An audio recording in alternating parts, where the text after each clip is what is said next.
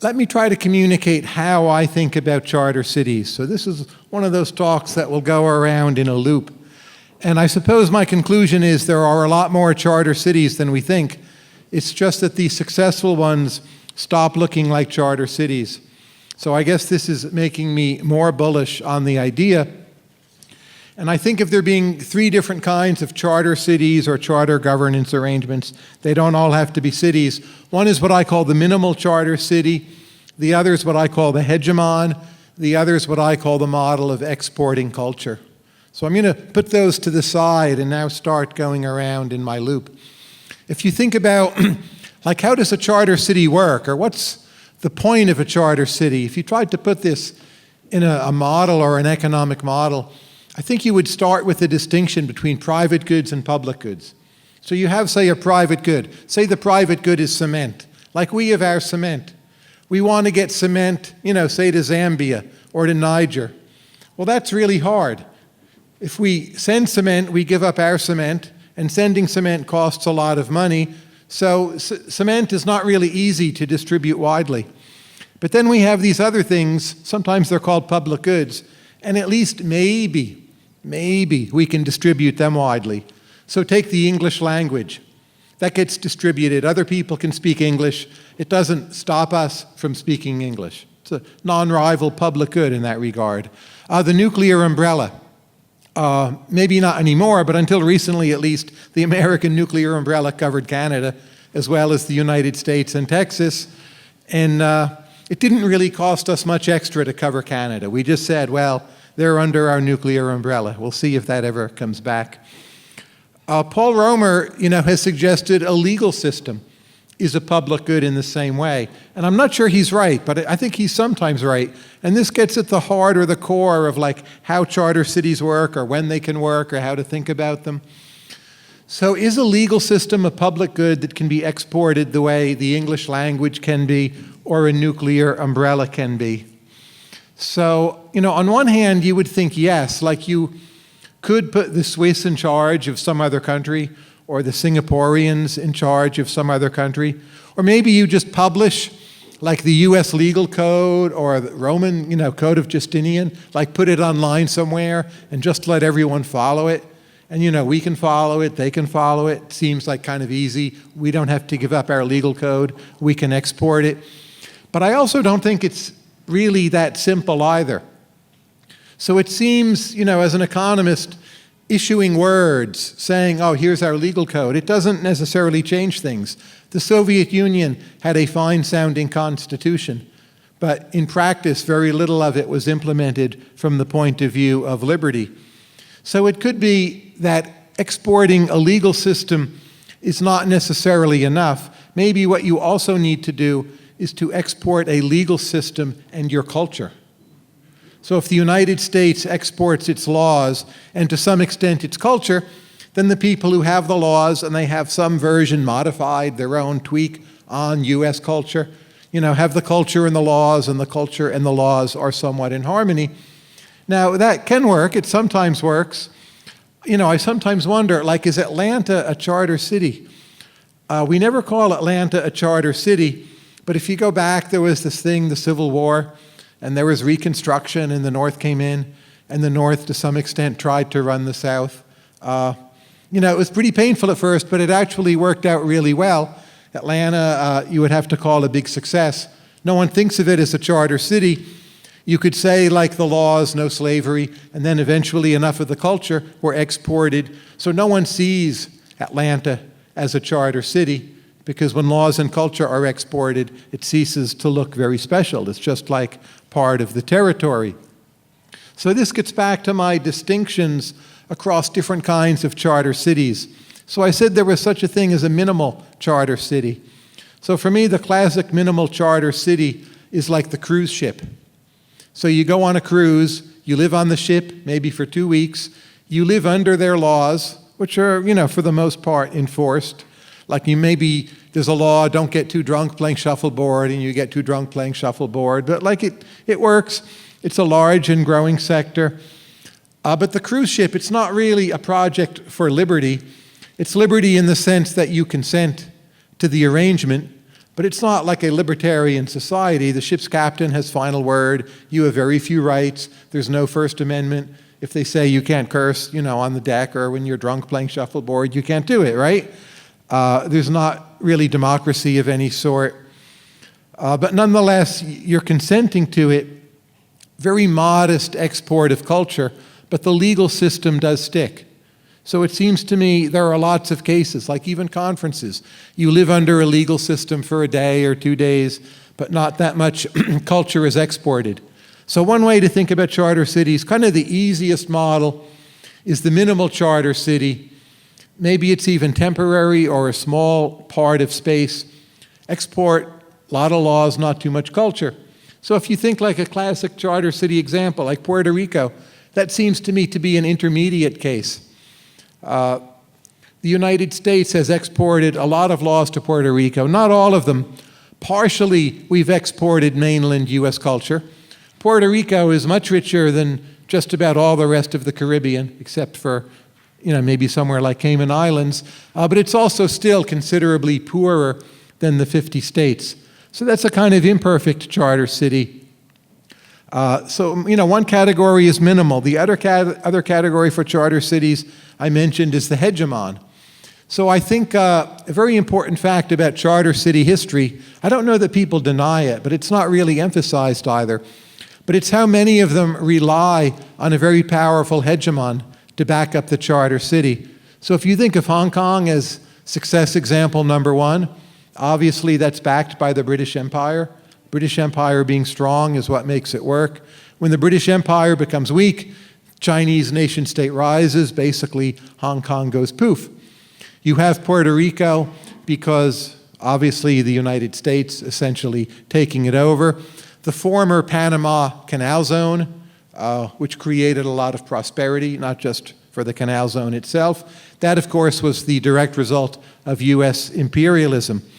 So, the question comes up, can you have charter cities without that powerful a hegemon? Like the hegemon is one model. We know the model works or can work if you have a good hegemon, but it's very costly because most countries, they don't actually want to be hegemons anymore. It's not that profitable to take over other countries. Imperialism, it's not that popular. It also seems it's not that profitable because it's not just about seizing resources. So maybe there's still a few countries where you can take the oil, so to speak. And also with the hegemon, there's this dilemma, like how much of the culture can you export? And maybe you can export a reasonable amount, as mainland US has done to Puerto Rico, but it's very costly. Like no one thinks exporting the culture is a public good, that you just wave a wand and all of a sudden the place you've taken over has the right culture for prosperity. So you see a number of examples of charter cities that don't really go that well. Maybe they don't go worse, but if you look at, say, Portuguese Goa, Portugal has an enclave of Goa in India until I think the mid-1960s. I'm not sure it made that part of India worse, but it's also not clear it really made it much better. The entire British Empire, British India, right? Brits ruled India. Not the same methods as they ruled Hong Kong, but you could think of the many parts of India that were ruled by the British as charter cities of a sort. Economic growth in India was much higher post-independence than it was under British rule. So again, it's not obvious that went well. It seems the export of the underlying culture was much weaker, one reason being simply most of India is inland. Hong Kong is a port open to the world. So you export a kind of globalized cosmopolitan trading culture to Hong Kong much more readily than you are exporting it, say, to the interior of India. So again, getting back to the taxonomy, there's the minimal charter city, which basically we know works fine. There's the hegemon model, which can work very well, but is pretty costly. It's not like waving a magic wand. Something else I find interesting, if I look at the world today, I think there are a bunch of charter cities, not usually called charter cities, but they're very dangerous experiments, and they're experiments basically being run by Putin's Russia. So if you look at Transnistria, which, depending on your point of view, is or is not a part of Moldova. If you look at Crimea, depending on your point of view, is or is not a part of Russia, a part of Ukraine. You look at Nagorno-Karabakh, which is contested between Armenia and Azerbaijan. The part of Georgia that was in essence split off by Putin is contested. And those are 4 examples. They're in a way like 4 of the main charter cities today. They're just ruled by a bad power. So Putin is exporting chaos, and he's exporting a bit of Russian culture and maybe a bit of like Russian culture of chaos. And it's not benevolent British rule over Hong Kong, which really worked fantastically well. It's the notion of there are Russian methods of governance. Some of them involve chaos. We export them to these places. We've exported part of a legal system, the chaos part, and it's effective in the sense that it has brought partial chaos to these regions, and you have a bad culture and to some extent a bad legal system.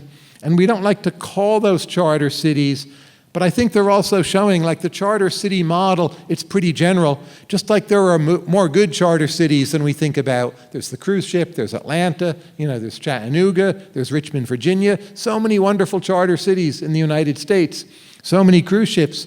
But there's also a lot of bad charter cities or charter regions out there where a legal code does to some extent get exported.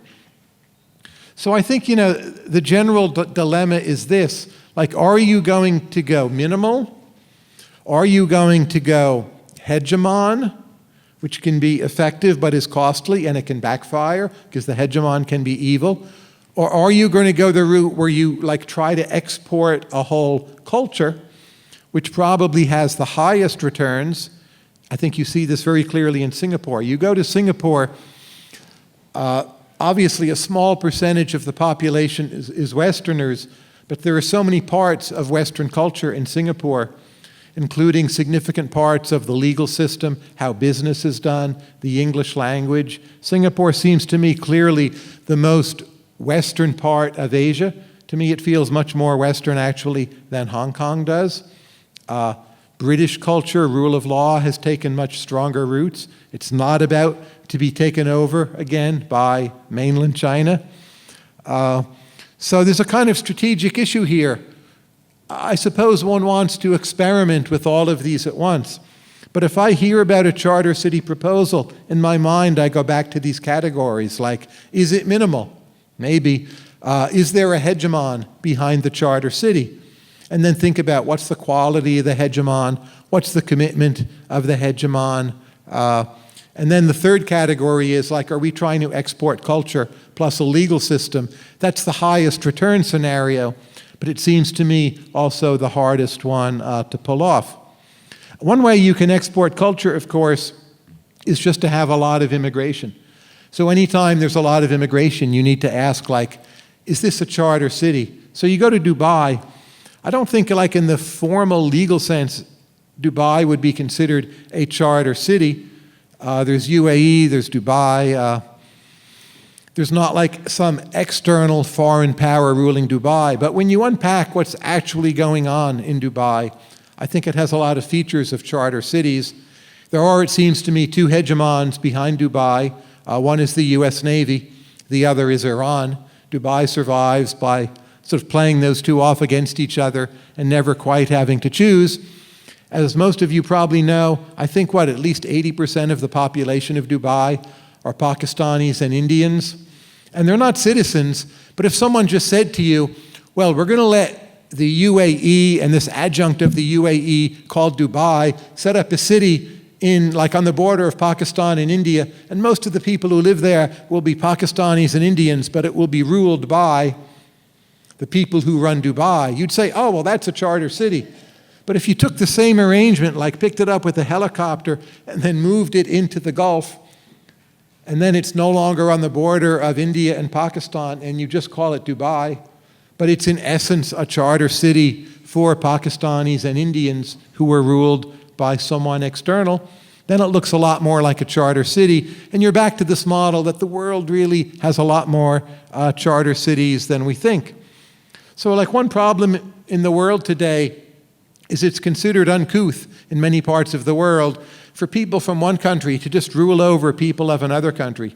So if your proposal was, well, we're going to have the Swiss or Singapore or maybe a private company or some, like wonderful nonprofit with the world's best board of directors. My goodness, we're going to have, wise people and economists and philosophers, and they're going to, rule over some part of territory. That rubs people the wrong way these days, in a way maybe it didn't 100, 200 years ago. So you kind of also have to ask, like, what are the cultural reshufflings that are possible so that having a region or geographic territory partly controlled by outsiders is seen as something that's acceptable? Maybe in a lot of cases it's not acceptable. So what Putin and the Russians do in Crimea and Nagorno-Karabakh, it seems to me that's not acceptable. People should rightfully resent those interventions. So what your stance is going to be toward intervention? Like, one approach to the charter city is to say, well, foreign intervention, kind of semi-imperialism, it's never really acceptable. We ought to just refuse those kinds of charter cities, and we ought to look for the kind where you export culture and it becomes, pretty voluntary, and your model is not like, oh, all of a sudden the Swiss are going to rule over Liberia and they'll do a great job. Liberia doesn't want that. And there's some other model where you think, how can cultures blend so that the new charter cities of the future, they actually look like Atlanta, like no one even notices they're charter cities. Anyway, I said I'd go in a big loop, and that's my big loop. So I'm very interested in the charter city idea. I feel it needs a lot more analysis. I would always start with the question, like, what's the public good that you can just spread semi-costlessly or at low cost to other areas? Language, nuclear umbrella, okay, but legal system, it's tricky. Like, how much of the culture do you need? When is Hegemon a substitute for the culture? Or when instead do you just go minimal and do a kind of quick and dirty version, like you run a conference, own a cruise ship, everyone's happy, but at some point the thing's over and we all go home, but you produce a modest amount of value. We have some time for questions, but those are just like my off the top of my head thoughts today on charter cities and how I think about them. I'm very enthusiastic about Mark's project. I think there's a lot of potential here. To me, it's like venture capital. There's probably going to be a pretty high fail rate, but that right-hand tail of the successes, like Hong Kong, in some ways, Singapore, Atlanta, cruise ships, is really pretty high, but we do need to get it right.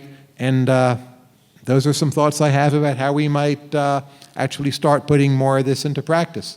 Anyway, thank you all for coming, and I'll take a few questions.